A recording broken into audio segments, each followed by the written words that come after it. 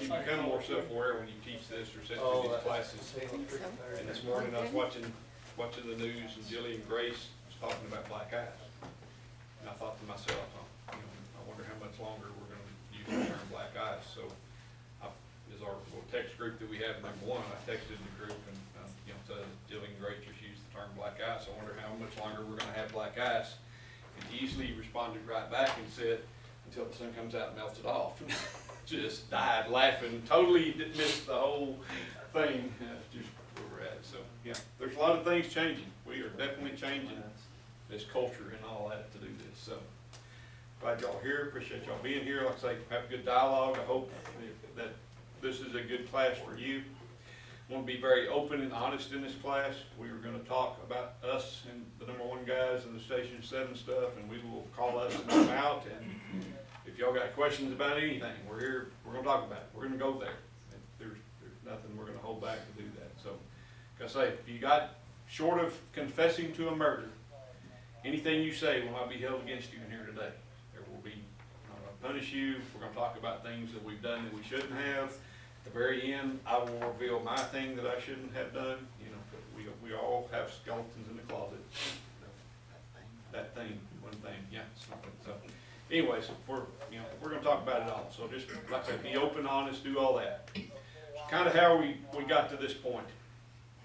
As a part of the Station 1 incident, our agreed upon punishment for Captain Tucher at the end was written reprimands, and then part of that, also the punishment was to have to teach this class and to develop the next, what we're doing next is the rookie, whatever you want to call them, how we're going to treat rookies, how we're going to vet them through after they come out of the orientation or the academy rather, and do that. So that's what we're working on next. But teaching the class was the first thing, and I'm thinking, if you're going to punish me by teaching the class, punish the heck out of me. Go ahead. I love teaching. So anyways, we decided that it would be better for everybody's sake that if Captain Tucher developed the PowerPoints and did that, because if he taught the class, he would just say something that would lead to another class, and it would be a cycle. So I'm going to teach the class. He did all the PowerPoint stuff to start with.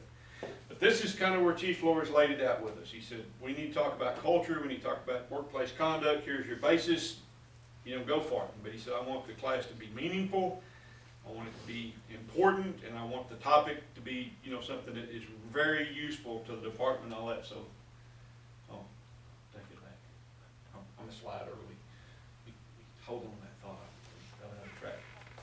If y'all hadn't missed me, I've been gone for 3 months. Longest I've been gone since I've been in 35 years. So, when it was the day that I had to shave to teach this, teach this class Monday afternoon, I really thought about just saying, I don't want to shave. But here we are. I'm back. So anyways, back to this class. So the class had to be very important, very pertinent, something that's a good topic. So this is the class we're teaching today. Yeah.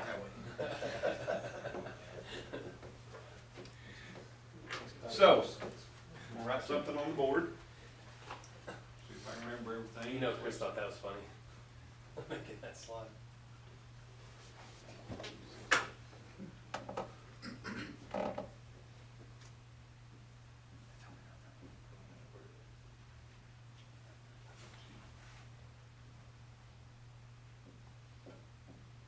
This class has evolved every day after we teach it. Something has changed every day in this part of it to do that. So, how many of y'all have heard of the Pareto principle? Anybody? Some of the old, Jim, you heard of it? You remember it? You studied about it? It was in the old textbooks. I hear a little more. And it's very relevant, but this is what the Pareto principle is. It's known as the 80-20 rule. It's also known as the Pareto principle. It's an aphorism which asserts that 80% of the outcomes or outputs result from 20% of the causes or inputs for any given event. And I can say that over time, as a BC, it's a very applicable rule in general. There's a lot of things that follow the Pareto principle. As a BC, I spend 80% of my time dealing with 20% of the employees who cause issues. 80% of the department, or 80% of the overtime is worked by 20% of the department. Meaning there's other things that you can go through, but in general, this principle follows pretty well down the line. So know it's there, know there's a concept. We're gonna modify it a little bit for our class today. We're gonna talk about, Chief Flores alluded to, 90% of this department is great. Culturally, we work pretty good. Things are running smooth. We got a little pocket of 10% that we're gonna address. And after this class and the policy and all that, hopefully we've done that and move on. Are we ever gonna get to 100%? No, we'll never be 100%. There will always be a small pocket of something. We're just trying to keep that pocket small and isolated. We address it as it comes and we move on. That's part of the culture that we deal with. Now then, as the class has evolved, some of the guys in the class being the funny guys that they are, hey, you ought to do the 93-7 because you got the nation's 7 guys, and 93% is good and all that. And then it morphed to, you got 93, actually, should be 90. Anyways, 97 for the 7 guys, and then 2 for me and Chris, and 1 for James Easley. So, I mean, that's kind of where we morphed to today. But all of it is the Pareto principle. That's what I say. Just know that most of the department is running on all cylinders. Things are pretty good from the cultural perspective of where we're at. Is our culture different than the secretary's culture, the trash guy's culture, the water guy's culture? It is, isn't it? Why is it different? What's some of the differences about our culture? We live together. We live together. We're here 48 hours now with each other. Work as a team. We're a team, not individual. It's what makes our culture different than cops. Greater dependency on each other. A lot of dependency. Our job is one of those that if a secretary makes a mistake, somebody gets a letter wrong. If we make a mistake, somebody can die. It's a different culture. There's stress involved in our job to the nth degree. We see things that the majority of the public do not see. Those things is what are what change our culture, that drive it and or make it different in essence. And how we deal with that is also different. So that's why you're getting this HR class and not the rote HR class that Mr. Hannah's guy was going to come in and teach and do that. And on that topic, we've had discussions here in the recent past about Chief Flores representing the department. And I will say for this incident and what has gone on, he has represented the department. Mr. Hannah immediately wanted to fire the guys at Station 7. He fought that off, kept their jobs. He wanted to bring in this outside guy he's a specialist kind of in this and all that, to bring in and teach this HR class to you guys. You know what that would have been. He fought that off. We got to keep it in-house. But he's had to do a lot of stuff. This PowerPoint, like I say, originally this was a 2-hour class. And we had to send the slides to Mr. Hannah. He sent them to his buddy in the Metroplex. He sent him back a 2-page bulleted list of things. This is not harsh enough. You're not emphasizing this enough. You're not doing all the typical HR wrote things you would see.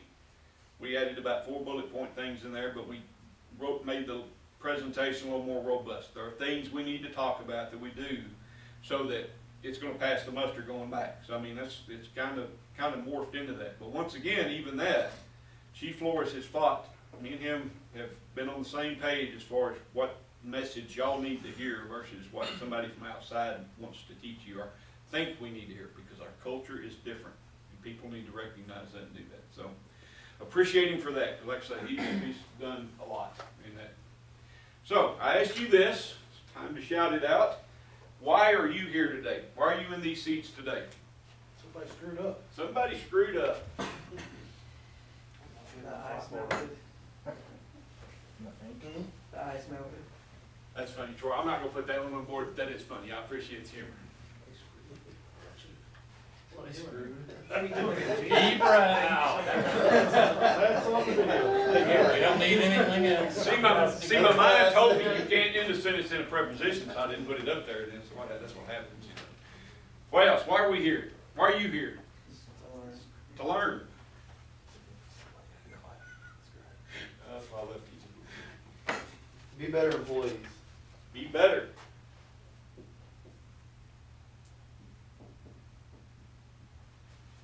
Why else? We have to be. Because we have to be. To fix what's broken.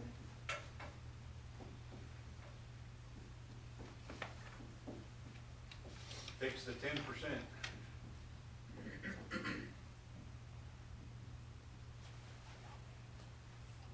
What else? Dustin, why are you here today?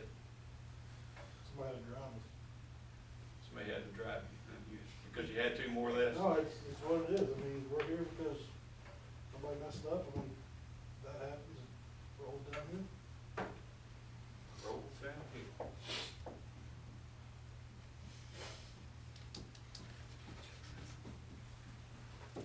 Anything else? There's a bunch more. Huh? There's a bunch more. There's a bunch more? Throw one out. One of them is to protect us. Protect us. One of them is a CYA for administration, city, because we've had this class. You are now 100% responsible. There is to train us and help with new hires, help us with current employees. And the list is endless as to why you have this class. That is correct. I'm gonna put with help with new culture. We'll talk about training employees, because that's gonna be a lot of what we're talking about. And yeah, once again, not gonna lie, the CYA thing, Mr. Hannah's also made it known to Candy already that when this, you know, this is the stuff at Station 7, we're gonna talk to the majority about it. But right now, it's internal, it's not out for the public knowledge, and we're keeping that. When it goes to arbitration, it becomes public knowledge at that point. The news media will get a hold of it and it will come out. Mr. Hannah's already told Candy, you're defending this. The city's not gonna get in front of this and defend this. You as the fire chief are gonna defend this. So part of what he's gonna say is, we've had this class. And that's a part of it. We need this class. I mean, to be honest with you, yeah, we don't need to sit through another class or whatever, but we can be better as a culture. We can do a little better, because we do have the pockets. So we need to fix this pocket and move on. I mean, there's a lot of discussion about the stuff that went on at one, and we are not 100% innocent. We weren't as guilty, I don't think, as initially made out to be, but yeah, we weren't 100% innocent either. So there's some things we need to address. There's some things we need to fix and make better for down here at number 1. All right, so here's our objectives. We're going to talk a lot about culture. The first half of the class is all culture. The second half of the class, we're going to talk about policy and how it applies to us and those kind of things. We're going to talk a lot about how to remove that culture, the bad culture. We'll talk about the new definitions in the policy and talk about morals and ethics and how those apply to where we are at. Once again, if you have questions or comments at any time, please feel free. All right. Take your little paper there, we're going to have a little test. You know me, we always have a little test when we do classes. Turn it over, and right on the back. You may need a pen. Just so happens I have a couple pens. Thomas needs a pen. Pen, y'all, you think you get better guys than that, I'll tell you what. That's bullying. Oh, one more. You've taken the test, you're good, yeah. Oh yeah, I forgot one other thing I got to get there. You know, some of the things as teachers, we learn, we want to be, you know, all that. So Nathan, left thumb, whatever the left thumb is. I've also, that's Right thumb? I just had to catch it with my hand, so I want to pick one. One in every group. This group, there's a lot of them. Pick one. What are we doing with it? And there was Just read it out. Chief Kincaid retires or something. Oh, no, that's not what Oh, my gosh, you're running my class. Come on.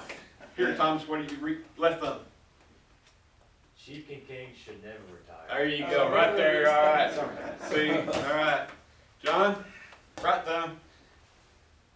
Chief Kincaid is the bomb. There you go. Yeah, that's what I'm talking about. Noah, pick one. Left thumb, right thumb. I don't care. Wait, what? You had a racist? I don't know if it's supposed to be on here. Oh, you had a racist thought. Move to training. Okay. It's messed up. I tell you, that's it. I wouldn't expect that out of Noah. A lot of people would not know it. One of those words wasn't written as clearly as I thought. I thought it All right, was yeah, my handwriting a little is bit terrible. different than that. Better than Chief Bells used to be, though, I'll tell you that. Saw Right. the last word in there, I was like, there's no way Chief Kincaid wrote this. Yeah, that's, you were correct, yes. All right, first thing, who sets or determines the culture of the department? Don't blurt it out yet, we'll do that in a second. Write it down. Who sets or determines the culture of the department?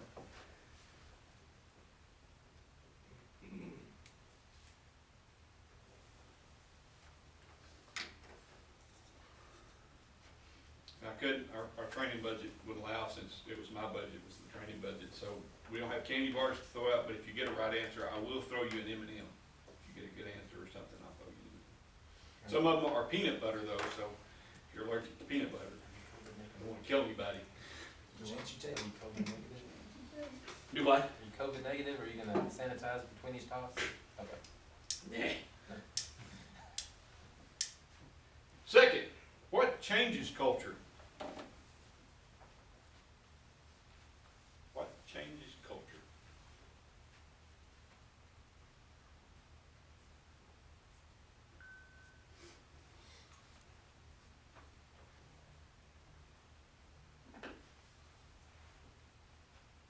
And then, as an officer, list one behavior that you've allowed at the station that you probably shouldn't. And as a firefighter, list one behavior you participate in at the station, but probably shouldn't. Once again, short of murder, nobody's getting in trouble here.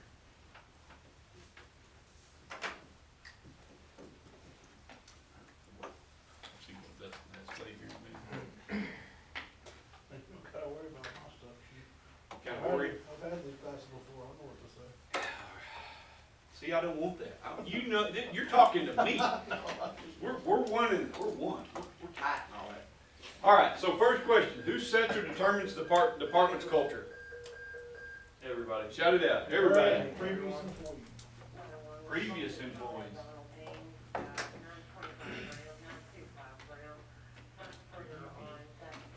Oh, good. Employees. Yeah, crap, can't spell these. There's no E. No E. What else? Who else determines or sets our culture? I think the company officer level has a lot to do with that. They allow Officers. Chiefs. Leadership. Leaders.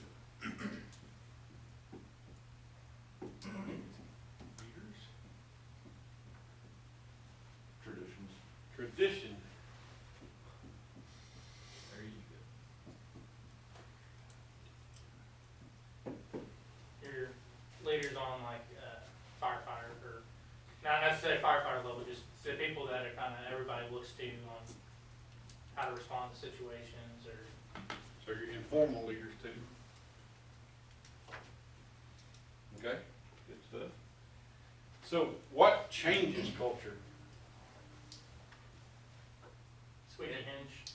Do what? Squeaky hinge. Squeaky hinges? People buying into change. Yeah, the majority buy-in.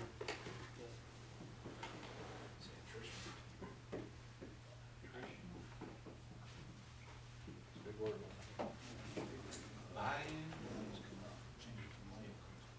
Oh, millennials, generational stuff? maybe? Attrition. Yeah. All right, so attrition and generation. What else? Incidents. and conflict. Incidents. Incidents change. Yeah, that's a good one.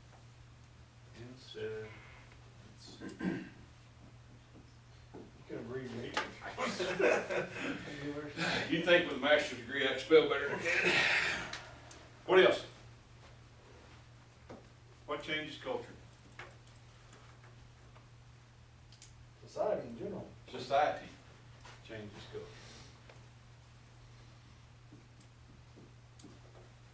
Society. All right. Policy. Do what? Policy. Policies change. Okay.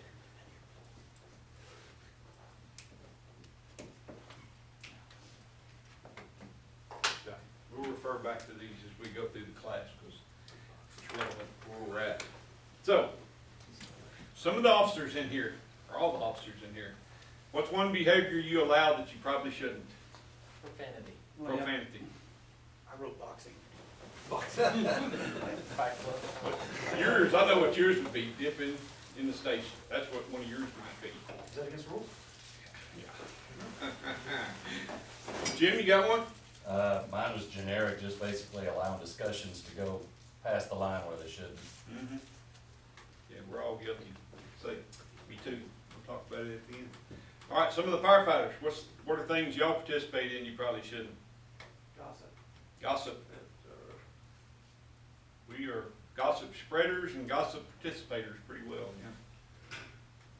Dustin, I'm a bully. you're a bully. I am. You are a bully. Thomas feels very bullied, I know. That's what I wrote down. Yeah. He is the subject of bullying, yeah. Yeah, what's the prizes? Yeah, as a little foreshadowing, yes, Dustin does meet the definition of bullying. Sorry. What about from our younger guys? Ben, what do you think? I just wrote what he wrote, got participating in talks I probably shouldn't be, we all do it, so. Fran? Yeah, I'm kind of the same thing, we're just still kind of that point where you kind of keep your head down and get that paramedic badge. You're nearly there. Almost there. You're nearly there. So does our culture mirror the military culture pretty well? Is it, It does. a lot of the same things, a lot of the same, you know, dealing with death and mayhem and stressful situations and all that. Match to it too, yeah. It's a little different thing.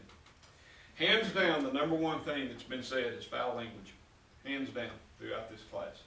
So when we look at our percentages of what needs to be addressed in our little deals, foul language needs to be addressed on this department. It's an issue. I mean, everybody's confessed to it, firefighters and officers.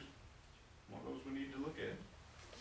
We're gonna truly change our culture for the better. It needs to be looked at. All right.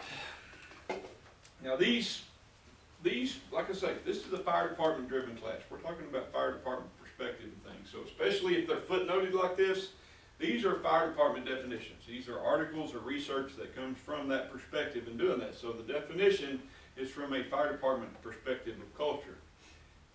Pattern of shared basic assumptions that the group has learned as it solved its problems of external adaptation and internal integration that has worked well enough to be considered valid and therefore taught to new members as the correct way to perceive, think, and feel in relation to those problems. When we talk about fire department culture, this is it. So when you read this definition, what are things that come to mind? Well, is it fluid or is it concrete? Is it abstract or concrete? Abstract. It's very abstract. It's very fluid. You know, the culture is a fluid thing, and the definition of culture is a very fluid thing. I mean, when you look at it, you really want to base things on something that's concrete, but we base our culture on things that are very fluid and abstract and doing that. I mean, so it's, you know, different groups have different cultures. You adapt to things in different ways. What you consider valid may not be what everybody else considers valid, but we're going to teach it as the correct way to perceive, think, and feel, all abstract terms, to those in the next generation. So it's Brainwashing. huh? Brainwashing. Brainwasher. It's a group of people changing people's thought processes to a correct train of thought. That's correct. Yeah, Well, this is just stating the obvious, is what that is. Yeah. I'm with you. That's exactly, you asked what we thought, that's what I That's think what- about, that definition. All right, so brainwasher, that's interesting. I hadn't heard that. Good. All right, so values. Once again, fire department definition of person's principles or standards of behavior, one's judgment of what is important in life. So where do y'all get your personal values at? My parents. Parents. This part sounds familiar. Yeah. If you've sat through the old officer boot camp class, you might have heard some of this stuff. Where else do you get your values? Your worldview, a Christian worldview, or secular worldview? Religion? Yeah, religion. Anything else? Those two, hands down, are the ways that most people receive their values. It's either their upbringing and how their parents and grandparents taught them, or whoever brought them up, or it's religion, whatever their religious view is. That is how you get your personal value set. Now, that's your personal values. And go back, any of y'all guys remember studying the Big Green Book? You ever have to study that one? Jim, you remember it? Yes. We used to study these books on promotional tests that were from the International City Managers Association. And those books were written from the other side perspective. So when you studied them, it taught you what they wanted you to think the right answer was. A very different perception. But one of them had a saying in it, effective supervisory practices was the name, and the guy talked about when your personal values and the organizational's values align, it's the best. Sal Tang, I think is the guy's name. And that's what we want. We want your personal values to align with the organizational's values. So when that happens, things are pretty harmonious, right? We don't have a lot of rift going on, things are good. What happens when we don't align? I don't want to get off the trail, but we talk about parade. Yeah, things go south, don't they? We have rifts, it's hard. So we want those two to align. And sometimes they do, and that's really good, that's what we're after, but sometimes they don't, and it creates issues in doing that. But that's where we get our personal values from. So our ethics is kind of the rules and governing. So this is where our rules come into play. What bounds our ethics and where we learn from, or what sets the concrete basis or our foundation for where things are at. So ethics is all about the making choices, or the what, and reasons we should make those choices, the how. So that's when we talk about our foundational grounding. You have to be grounded in something, whether it be religion or your upbringing or whatever. We're going to talk a lot about in a minute about where our business side gets that from to do that. So once again, talk a little bit offshoot here about something that's relevant to us, but it's a little different. So like I said, if you sit through the boot camp class, you've got a dose of this already. Cultural relativism. Anybody heard of this term other than those guys? This is something that's relatively new. It's starting to become more pervasive.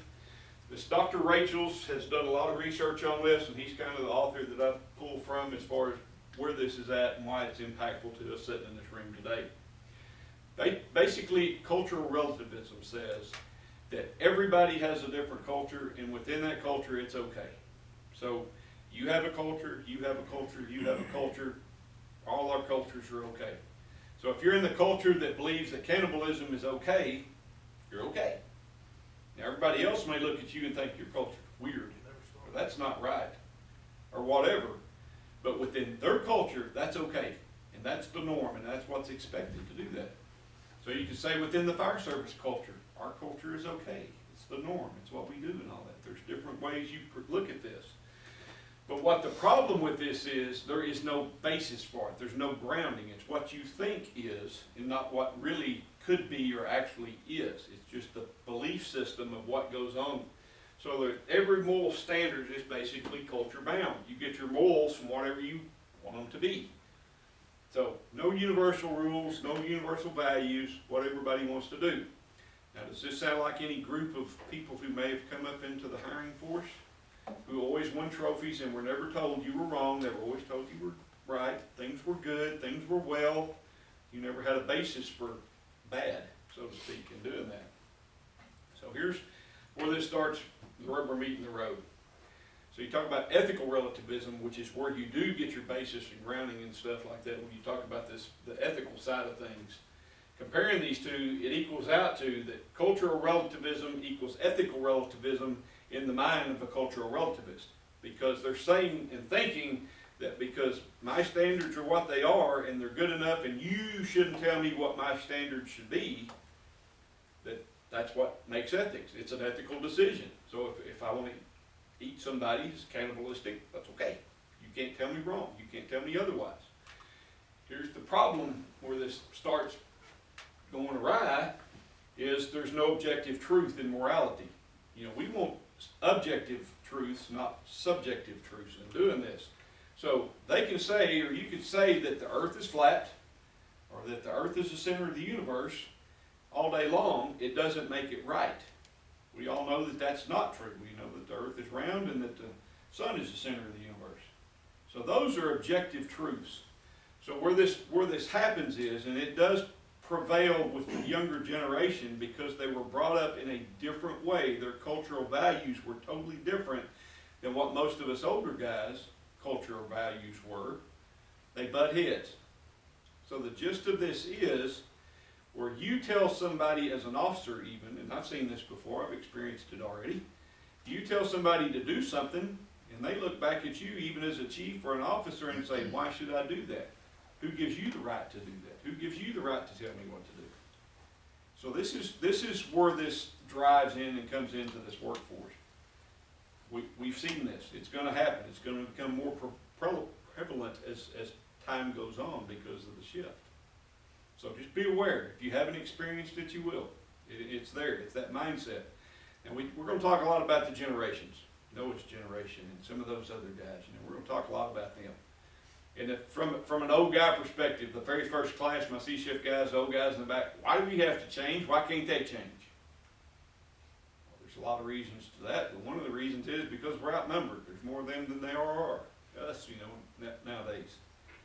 But there's also, you know, there's some bad things that they bring to the group, but there's a lot of good things that this generation brings to the group. We need to acknowledge those. I'm sorry, Dustin, it's painful, but yeah, there's some good things that they do bring to the group in doing that. So the culture, it's just a different culture. We just got to figure out. Another thing in the hiring process, that when we talk about our culture, it appears that we are more shielded from this because the people that tend to come into this job are more of the old souls in a young body mindset. There's just more of the thinking process that goes against that, or is indifferent to that. It's more the paramilitary style, or some hard words here. So I mean, we're a little bit more shielded of this in the fire service than what the general public even is, to some degree, because of our paramilitary organization in doing that. So, here's our definition of culture again. Now then, another fire department statement. Values define a department's culture, and culture drives our department's behavior. True statement or not?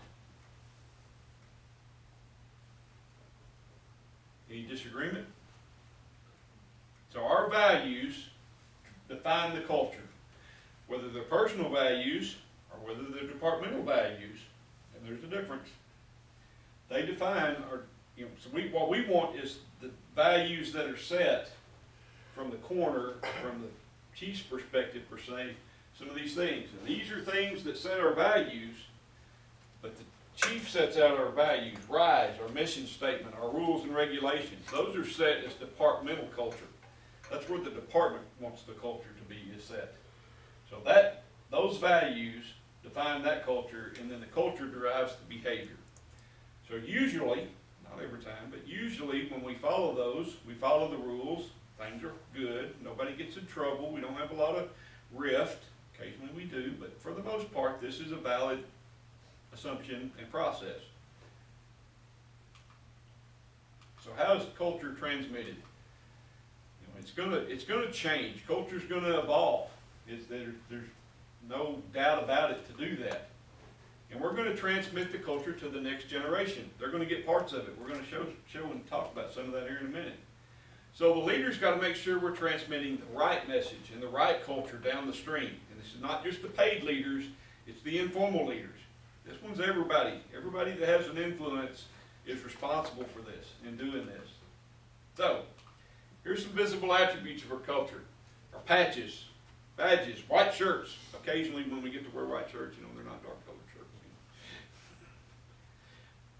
Colored gear we buy, the brand of apparatus we buy, wooden ladders. Until 10 years ago, LA County still had wooden ladders on all their fire trucks. That's a culture. It's the way we've always done it. We get caught up in that sometimes. There's some more. How many of y'all have heard a good Jerry Medley story? You know, those are the myths and the stories and the things that perpetuate. Colder than blowing in a fridge. You know, those things. That's part of a culture. Some other things. Line of duty deaths, rites, ceremonies, promotional ceremonies, retirement ceremonies, things like that. Getting, you know, going from the weed eater to the riding lawnmower. I'm going to have to change that one because we don't mow anymore. So, all things of our culture. These are parts of our culture. You know, here's some that are now because, you know, we wear SCBA when we overhaul because we now know that there's toxic gases off gassing. So we wear SCBA. Pushing fire, transitional attack. From the time the original study came out till the time we started pushing it, took me 10 years to convince our administration to go to transitional attack. It took 10 years.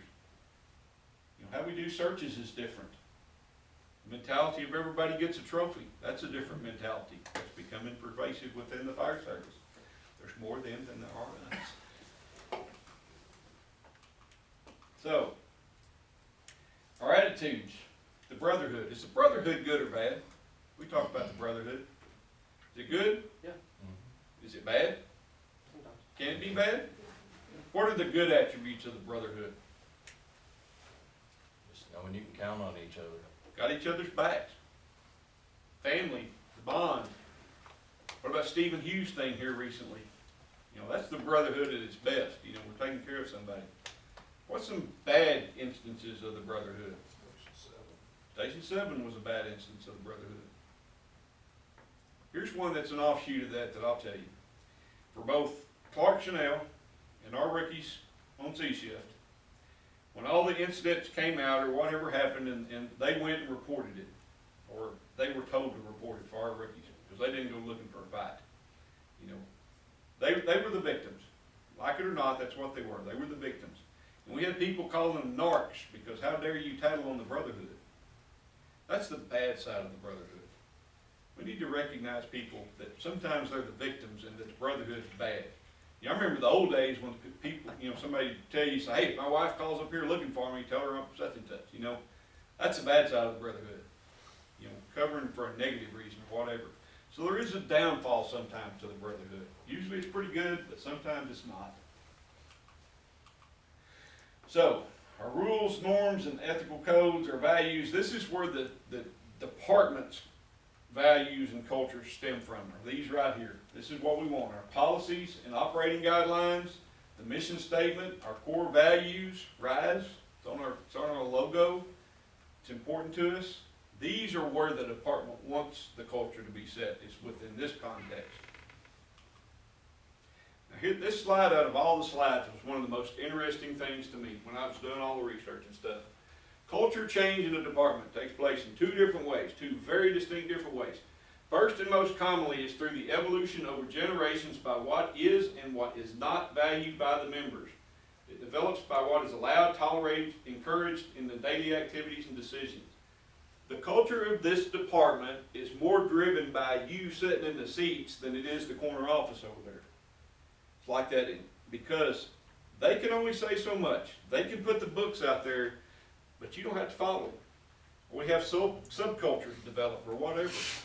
The officers and the guys are more responsible for our departmental culture than what the other part is. You know, second and most uncommon is the core values, the vision, what's set out there. Does that surprise y'all that y'all have more input and influence on culture than the administrators do?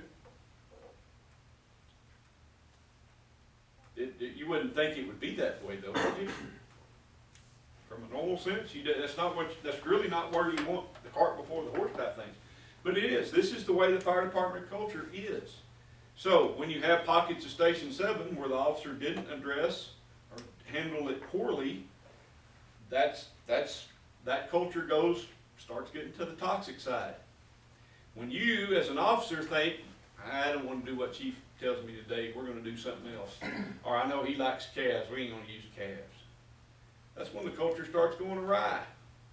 Things like that. When you start subverting your personal views and values over the department's views and values. Now then, I'm not going to sit up here and say that that's the right thing all the time, because once again, we go back to praise and we start talking about those shifts and differences. But that's what we want to happen. That's where we want the two to align, and then we don't have any problems. So when the department's values and your values are the same at the station, everything runs harmoniously. That's what we want. But just know the influence, y'all have more influence over that than anyone. So, is the size affected? We're a little different than New York City's culture here, maybe? You know, location, LA County a little different than those, things like that. If you notice in the United States, you got East Coast firefighting, West Coast firefighting, and Central United States firefighting, and they're all different how we do it. All those cultures are a little different. So it can be on the fire ground, it can be in the station, it can be healthy, or it can be toxic. And this is what we're going to talk about a lot now, it's the toxic part. We don't want it to be toxic. So I ask you, does the culture on the Abilene Fire Department need to change right now? Yes or no? Yes, everything can always be better. We can always be better. Everything can be tweaked. But I go back to this. we're pretty good. We're pretty good overall. So do we need a major overhaul? No. Do we need a little tweaking? Yes, and do that. But when we talk about culture, how many of y'all recognize what these are? Mostly the old guys. For those of y'all who don't recognize these, you're a good shot. Oh, These are shock boxes. problem is, that looks like a newer picture. There were several models. This was Don Estes' shock box that Chief Bell confiscated at his retirement ceremony. This was the latest one of all these. And basically what these were is this had a Model T coil in it with a battery. When you flick the switch and you held the wires out here and shoot an arc about 6 or 8 inches, like a lightning bolt, and it would shock the crap out of you when it touched you. The other one was the old hand crank, like a phone hand crank, same thing, it would still shock the crap out of you. Now when I came on 35 years ago, and Jim not shortly thereafter for me, not only was this a normal accepted part of life, I mean, you were going to get shocked every day as a rookie. And if you were a troublesome rookie, or that employee, as we're going to talk about in a bit, you got shocked a lot more, like I did. You know, John Smith came on with me. He was 35, I was 19. He never got in trouble a day in his life because I was always in trouble. I was that guy. So there's hope for you too. You can go from that guy to a chief if you want to. I mean, we can all overcome it. But yeah, I bought more ice cream than you can shake a stick at. Anyways, so this culture that was normal and expected. You know, another thing we talked about was Jess Madison shared the grease gun story. How many of y'all have never heard of the grease gun incident? Raise your hands. If you've never heard it. So y'all heard it, even younger guys heard about it. Oh, yeah. That occurred like early 90s. And Jess talked about it the other day. That's 30 years ago. Jess was almost to tears. That affected him so much. It's still something he carries today. So when we talk about a need to change our culture, there's needs to change our culture. And I mean, so when we go from a part where it was normal and expected to today where that would get you in, you know, you'd probably be in jail if you did this stuff, sometimes we do need to change our culture. And our culture changed in the early 90s when Jess's deal came out. I'll give you a little background on it. They were either like squirting grease down his shorts from a grease gun, you know, greasing him up, or they would take Crisco and tie him up and Crisco his butt up, or, I mean, there was all kinds of stuff with grease or Crisco or whatever. The guy was humiliated to the nth degree. And I know you younger guys are probably sitting here thinking, how could that happen? I'm telling you, back then, that was not far from the Western days of where we were at. That was the norm. It wasn't that far of, I mean, yeah, it was a little out there, but it wasn't that out there back in the 90s, early 90s. So when that happened, Dad and Jerry were the ones that were the instigators. They both got suspended. They nearly got fired, got to keep their jobs, like our Station 7 guys. All harassment ceased at that point. That was a marked culture change in the Abilene Fire Service. These went away. All hazing and stuff went away. We were a different part of it. Bobby Ditmore talked about it, that when he came on a few years after that, he thought it was weird that he wasn't being hazed, so to speak, that there was no ritual whatever. He thought nobody liked him because they weren't doing anything to him. Well, they weren't doing anything to him because everybody's afraid they're going to lose their job if they did. So that's why I say there's things, incidents, change culture. That was an incident that changed culture immediately. Station 7 incident is going to change our culture immediately. So when you look back at why, you know, sometimes, yeah, we do need a little cultural shift. We may not realize it, but we need it. So what causes culture change? We talk about these things. Do any of y'all remember the significance of the Hackensack Ford fire in New Jersey? Anybody? Jim, you remember? I'm trying to remember, I can't remember it exactly. When did you I know come I on? heard it. 94. 94? Okay, so we're a little down the road. Here's the significance of this fire. Fire at the Ford dealership, when they first pulled up, it was clear as a bell down below. The fire was in the cockloft area, heavily burning. They could tell it had a lot of smoke, a lot of heat and all that, but it's clear as a bell below. So they sent guys in, got up in the cockloft, the roof collapsed on them. There actually 3 guys got kind of to a parts room inside and later died because of their injuries, but 3 guys died in this fire. And this was what changed, or what the big deal was this collapsed on them really quickly, way quicker than what they were used to having fires collapse. And that's what caught the chiefs and everybody off guard, was how quickly this collapsed. This building had a bowstring truss roof on it. Now, we talk about trusses, all trusses are bad, but back in this era, this was when the fire service realized the bowstring truss would collapse quickly and kill people if you went inside and you were fighting fire in these big open span buildings. This was a cultural shift in the fire service in 1988. I remember as a rookie, news articles, our magazine articles coming out, tons of them about these roofs. We got the rigs and drove around all over town learning where all these were at in Abilene. We knew where every one of them was in Abilene. It was a big deal because it changed, it was that culture shift that we talk about. So events, once again, incidents change culture. What about this fire truck? Notice it? What color is that? Chartreuse. Chartreuse. That's a chartreuse fire truck. Why did we change to chartreuse fire trucks? People didn't recognize the red truck being a fire truck, even though that one's more obvious, like seeing it visually, but they didn't connect. That's the why. You're a little bit, you're ahead of me, John. I'm sorry. Went to that to be more visible. Well, it's more visible. That's why there was a study that came out in the 70s, mid-70s, that said chartreuse is a more visible color than red. The fire service should paint all their trucks chartreuse. We'll stop having as many wrecks because people will see them better. So in the mid-70s, we started painting all our fire trucks chartreuse. When I came on in '86, we had brush trucks that were still chartreuse. The 75 Mack at 4 was still chartreuse, so we still had some evidences of chartreuse. Well, in the early 80s, you know, what color are our trucks today? They're red. In the early 80s, we changed back. And as John said, the reason that we changed back was people didn't associate chartreuse with fire trucks. They associated red with fire trucks.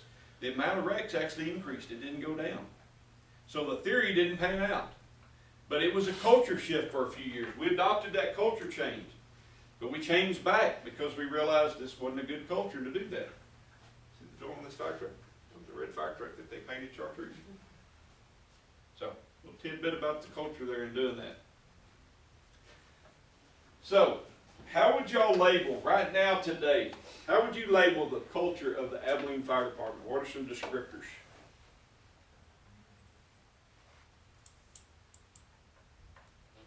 Give me something, Dustin. I don't know, chief, the culture of, label it? Yeah, what's our culture right now? What's the term for it? Undergoing maintenance. Rural. Click-driven. What? Click-driven. Click-driven. Ooh, that's a different one. I'm gonna come back to that one.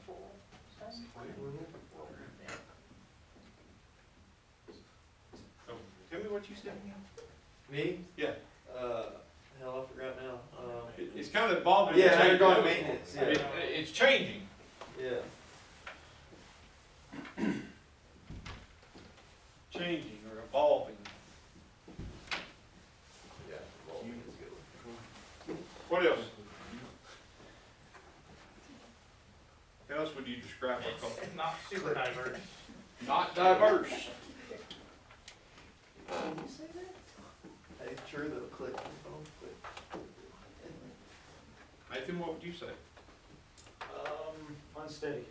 Unsteady. Not stable. I'm gonna say not stable. Okay.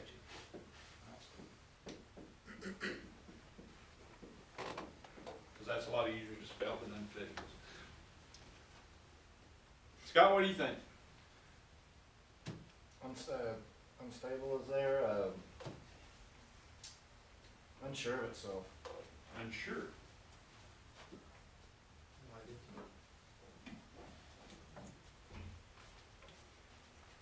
Anything else? Greg, what would you say? I hope it's not leaning towards becoming soft. Soft. Oh, man. Good one. Nathan, I'm surprised you didn't say that. He's becoming soft. Becoming soft. Instead of gold. leaning towards becoming softening. Softening. Thomas, what would you say? I don't know. Besides being bullied or whatever, don't be afraid, I'll protect you. I can't think of anything else. Anybody else? Jim, you got anything? I'm trying to think of a word to say that it's not the way it used to be. It used to be not as, I don't know, not as rigid. Not as rigid. It's less rigid. Less,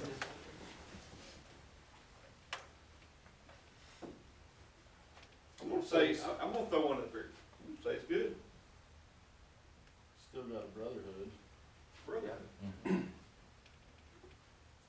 or at least most of the bottom part. how about last one being is questionable? Questionable.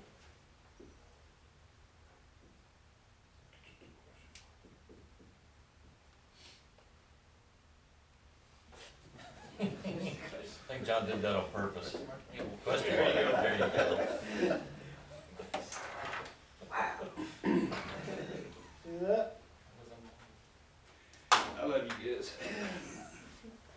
So yeah, a lot of, and like I say, we're gonna talk a little more about this involvement of softness or whatever per se, because like I say, most of the old guys view the newer guys as soft. Or if you were brought up as a old soul in a younger body or whatever, you have that mindset, change easily. I mean, it's not necessarily a bad thing though. There are some good, there's some things to it. Do we need to change 100%? Do we need to get away from, do we need to be tough? Yes, Yeah. absolutely. There's times we need to be tough. There are definitely times. Can we do things a little different to be more accepting of Noah's generation? Yes. Yes, we can. Well, I thought it was soft. Why are we saying I that? know we Noah? throw stuff out like this, yeah. Just kidding. I can Noah? take it, Chief, I can take it. Noah, if you are offended by per policy we're gonna talk about, if you're offended, you just have to say, stop, I'm offended. That's all you have to say, okay? Well, I'm taking on Noah, but I think Noah's good with it, I hope. Yeah. All right, so here's our toxic culture. When we talk about toxic culture, this is the toxic culture. Got to be dealt with. It's bad. You know, we're talking about the Station 7 stuff where it offends and degrades. The hazing rookies. We're going to talk a little more about that here in a minute. Bullying and intimidating other people, Dustin. Lack of proper leadership. Displaying the leadership that we need. It's detrimental. It often runs counter to what the department's culture needs to be, and it occurs because we allow it to. That's a toxic culture in doing that. So, one of the biggest mistakes leaders can make is to think that their persona or they by themselves can fix a toxic culture. What happens usually when you got this new good officer and all that, and you send them into the crew that's got the toxic environment, what happens to the officer? Does he change them or do they change them or him? He gets changed, doesn't he? That's what I say. One guy is not going to do that by himself. You can't do that on your own. It has to be more than that to change that culture. The example and all that, you just can't filter it by yourselves. You got to make sure that the group is buying in and doing that. So here's another thing that we see, and we talked a lot about this past 2 weeks. Courageous leadership or effective supervision. So if you have that employee, you have that guy on your crew, is it easier as an officer to address him and to fix the problem, or to go sit in the office, shut the door, and just hope he doesn't disrupt something else today? What's easier? Pushing down the road is easier. It's easier to kick the can down the road, isn't it? But it takes, that's what I'm talking about, courageous leadership. As officers, we have to stand up and recognize those people and fix that culture at that juncture. This also applies a little bit to the informal leaders.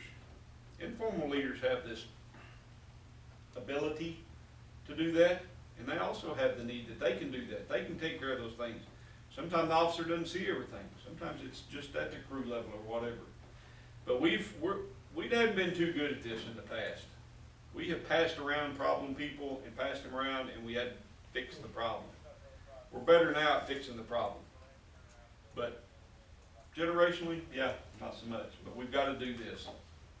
Unfortunately, I think the senior firefighter position has been kicked under the rug and made it to where it's hard to be that informal leader. Seniority doesn't mean what it used to mean. Seniority used to be a big, big deal, and Troy's right, we've kind of diluted that over time. Not a great cultural thing, this is my opinion, not any research stuff or whatever, but I think as the younger generation, the Y generation has come in, they've started wanting that trophy, and we instead of keeping the culture the way it was, we've kind of sunk to that, we give everybody the trophy. I think it could have something to do with, I hear a lot, we're too young, we don't know. I mean, all of us are trained. I don't think a lot of the young guys get the credit that they deserve either from our administration and leaders. And that's, we talk about the good side, there is a good side to that. When 5-7 years ago, we really had those big, large classes coming in. We're still a young department. We've got 135 guys that just now get 10, 11 years. So our average age and all that's pretty young. And so there were times where it was scary and all that, but we look at now where these guys are kind of hitting that sweet spot where they're getting enough slides in the slide tray and doing all that things to where they've got the stamina to go along with the mental fortitude and stuff to be good. So we are there. We are getting to that point in doing that. Does that kind of address what you're saying? Well, I mean, we're still talking a lot about young guys, and you always hear about young officers, young group of officers. That to me portrays from our leadership that there's no confidence in that when that's all you hear. So I mean, I think that has something to do with all this too, in my opinion.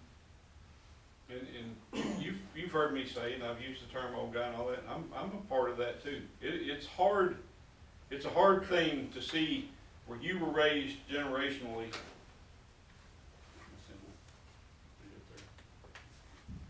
We had to culturally, it's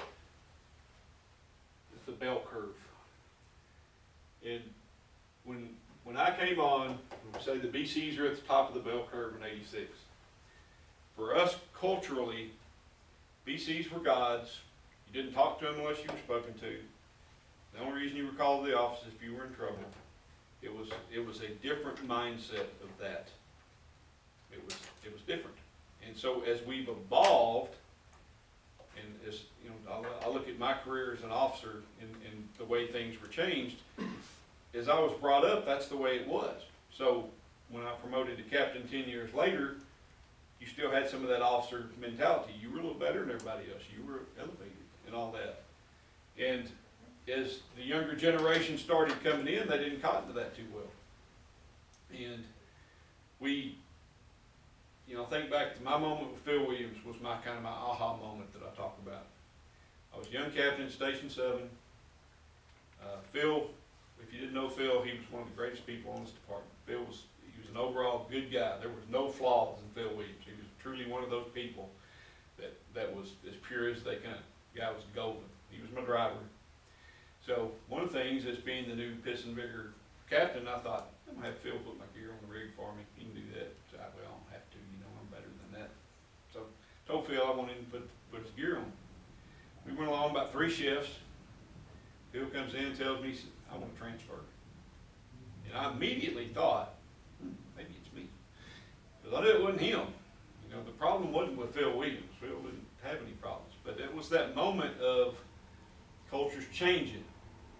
That I'd made a demand on him that was, I was acting an ass and it was demeaning for him. And so culture changes. That's where that mindset starts. As I progressed and became a chief, and some of the days talked with Will used to be about the early days on B shift. It wasn't too great early on, was it, Nathan? Had a lot of button heads and all that. But once again, we have to learn to evolve. Us old guys have to learn to evolve and listen. And that's where the young guys start playing in. I didn't trust those guys. I didn't trust their decision making at that juncture. And And they were a lot better than I gave them credit for. And so what I learned pretty quickly was, if I listened to them, they knew more about what they were talking about and doing than what I gave them credit for. And so it was a very much a learning experience for me, but we evolved together as a group of officers that became pretty solid, would you say? And that's what I say, I had to change. I had to evolve. I had to learn to trust, and I think this is more what you're talking about. We've got to trust these people as they come up. Now, yeah, there's some that they're loose cannons and don't have enough slides, but for the most part, we're pretty solid. We're pretty good. And so that's a good side of that. That's why I say, y'all wanted to learn, you were on task. That's the good side of that. And so that's what I say, us old guys, we are having to evolve. We are having to change because of the necessity. Another thing, like when I promoted to chief, if I maintain the mentality of I'm too good to talk to you, and you come up